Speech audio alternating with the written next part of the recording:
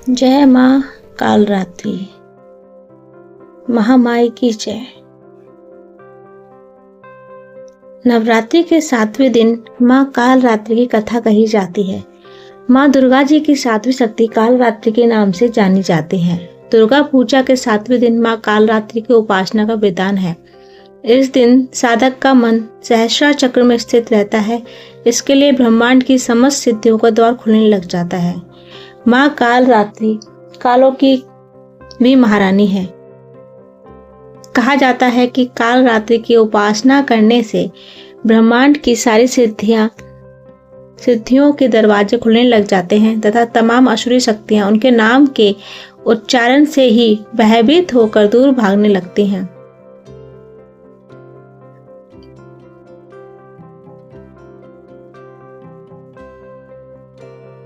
नाम से अभिव्यक्त होता है कि दुर्गा माँ की यह 7वीं शक्ति कालरात्रि के नाम से ही जानी जाती है, अर्थात जिनके शरीर का रंग घने अंधकार की तरह एकदम काला है। नाम से ही जाहिर है इनका रूप भयानक है। सिर के बाल बिखरे हुए हैं और गले में विद्युत की तरह चमकने वाली माला है। अंधकार में स्थितियों का विनाश करने वाली शक्ति है कालरात्रि। काल से भी रक्षा करने वाली यह शक्ति है। माँ कालरात्रि का विग्रह अत्यंत ही विकराल है। इन देवी के 3 नेत्र हैं। यह तीनों ही नेत्र ब्रह्मांड के समान गोल हैं। इनकी सांसों से अग्नि निकलती रहती है। यह गंधर्व की सवारी करती हैं।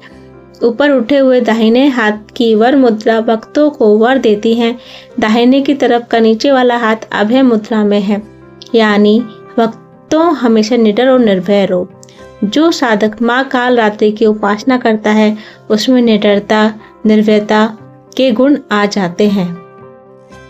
वह साधक निर्भय होकर रहने लग जाता है। संसार में किसी चीज का उसे भय नहीं रहता है।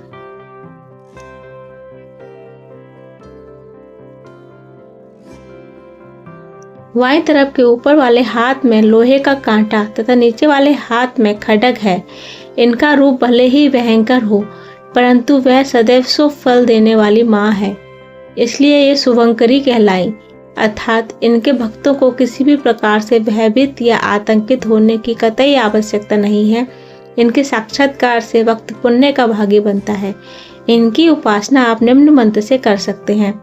एक वेड़ी जपा कर्ण पूरा नग्ना, खरा स्थिता लंबोष्टि कर्णिका कर्णी, तैलाभे रक्त शरीरिणी, भाम पादो यशल्लो हला लता कंटक भूषणाम, वंधर मूल ध्वजा कृष्णा कालरात्रि निर्भयंकरी, या देवी सर्वभूतेषु कालरात्रि रूपेण संस्थिता, नमस्तस्यै नमस्तस्यै।